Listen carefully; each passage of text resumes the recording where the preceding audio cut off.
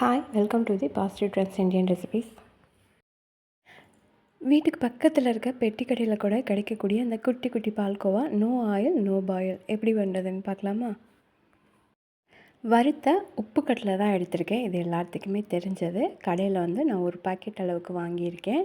இதுக்கு பதிலாக பொட்டுக்கடலை கூட வச்சு பண்ணலாம். அதை விட இது கொஞ்சம் ஹெல்த்தியாக இருக்கும். அதுக்காக தான் இன்றைக்கி இந்த உப்பு கடலையை வச்சு குட்டி குட்டி பால்கோவா எப்படி பண்ணுறதுன்னு பார்க்கலாம்.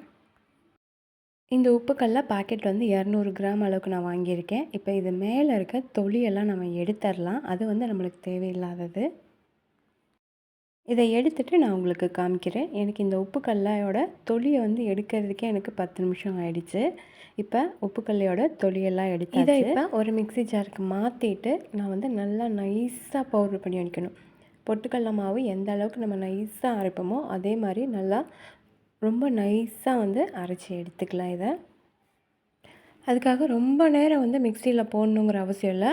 ஜஸ்ட் ஒரு நிமிஷத்துலேயே வந்து இந்த மாதிரி ஃபைன் பவுடரை நம்ம வந்து அரைச்சி எடுத்துடலாம். இப்போ இதை வந்து நம்ம நல்லா சலித்து எடுத்துக்க போகிறோம். அகலமான கீழே ஒரு பவுல் வச்சுட்டு அதுக்கு மேலே ஒரு சல்லடை வச்சுட்டு இதை இப்போ நம்ம நல்லா சலித்து எடுத்துக்கலாம். இப்போ நல்லா சலித்ததுக்கப்புறமா எந்த அளவுக்கு வந்து இந்த வேஸ்டேஜ் எல்லாம் இருக்குது அதை வந்து நம்ம தூக்கி போட்டுடலாம். இப்போ சூப்பராக வந்து சலித்து எடுத்தாச்சு. இப்போ இதுக்கு மேலே நம்ம வந்து சுகர் பவுடர் இது வந்து நம்ம 1/4 கப் அளவுக்கு ஆட் பண்ணிக்கலாம்.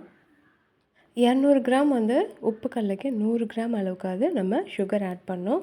சுகர் வந்து நான் ஆல்ரெடி வந்து எப்போயுமே வந்து ஒரு பவுடராக அரைச்சி ஒரு பாக்ஸில் ஸ்டோர் பண்ணி வச்சுருப்பேன். அதனால தான் வந்து நான் வந்து அரைக்கிறத காமிக்கல.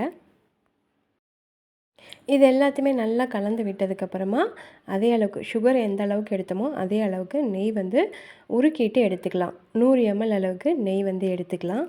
இப்போ இதை 2 பகுதியாக வந்து நெய்யை பிரிச்சுட்டு ஃபஸ்ட்டு வந்து பாதி அளவுக்கு நெய் ஊற்றிட்டு அதை ஃபஸ்ட்டு கையால் நல்லா மிக்ஸ் பண்ணிக்கலாம்.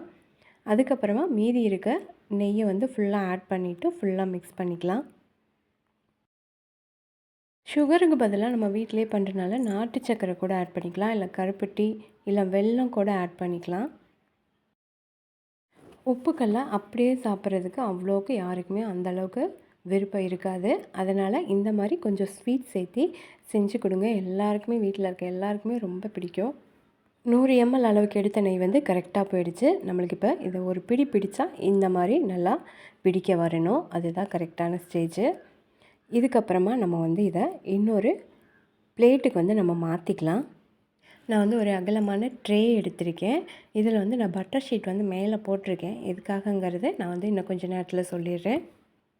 பட்டர் ஷீட் போடாமலேயும் பண்ணலாம். ஆனால் வந்து இந்த மாதிரி கீழே வந்து அடியில் ஏதாவது ஒரு பிளாஸ்டிக் கவரோ இந்த மாதிரி ஒரு ஷீட்டோ போட்டுக்கிட்டிங்கன்னா உங்களுக்கு கடைசியாக வந்து நம்மளுக்கு கட் பண்ணுறதுக்கு ஈஸியாக வரும். அதுக்காக தான்.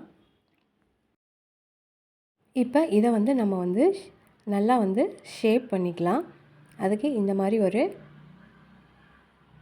ஷேப் வச்சு நம்ம வந்து டிசைன் பண்ணிக்கலாம். இல்லை அப்படி இல்லைன்னா வீட்டில் இருக்க கரண்டி வச்சே நம்ம வந்து பண்ணிக்கலாம். தோசை கரண்டி இருந்துச்சுன்னா அதை வச்சு பண்ணுறதுக்கு நம்மளுக்கு ஈஸியாக இருக்கும்.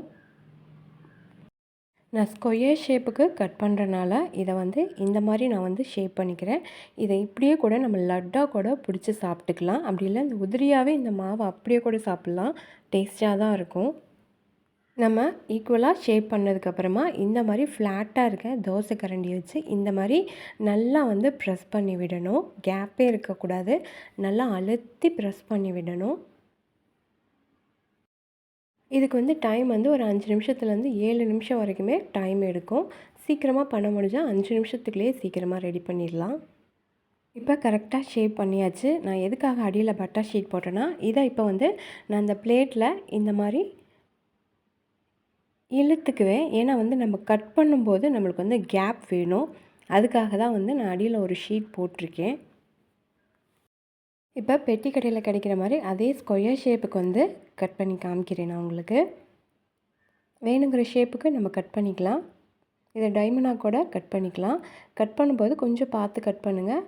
கொஞ்சம் கேப் விழுக ஆரம்பிக்கும். அதனால் மெதுவாக கட் பண்ண ஆரம்பிச்சுக்கலாம். நான் வந்து ஸ்கொயர் ஷேப்புக்கு கட் பண்ணிக்கிறேன். ஃபஸ்ட்டு நீளமாக கட் பண்ணிவிட்டு அதுக்கப்புறமா ஸ்கொயர் ஷேப்புக்கு கட் பண்ணிக்கிறேன். கத்தி வச்சு கூட நம்ம இதை கட் பண்ணிக்கலாம்.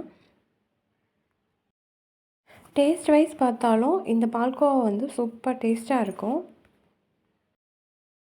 இந்த மாதிரி நீளமாக ஃபுல்லாக கட் பண்ணதுக்கப்புறமா இந்த அளவுக்கு கேப்பாக இருக்குது பாருங்கள். அதுக்காக தான் கீழே அடியில் பேப்பர் போட்டுட்டு நம்ம வந்து கட் பண்ணுறோம். கேப் இல்லாமல் வந்து நம்ம பண்ணும்போது சீக்கிரமாக உடஞ்சி போக சான்ஸ் இருக்குது. இப்போ இதை ஸ்கொயர் ஷேப்புக்கு கட் பண்ணிக்கலாம். இந்த மாதிரி பால்கோவா ரெடி பண்ணி நம்ம வந்து ஒரு பாக்ஸில் போட்டு டைட்டாக மூடி வச்சுக்கிட்டா இதை ஒரு 1 மந்த்து கூட நம்ம நல்லா ஸ்டோர் பண்ணலாம். ஏன்னா இதில் வந்து தண்ணி எதுவுமே ஆட் பண்ணாதனால 1 மந்த் வரைக்குமே இது கெட்டு போகாது. எல்லாத்தையுமே கட் பண்ணிவிட்டு நான் மறுபடியும் உங்களுக்கு காமிக்கிறேன்.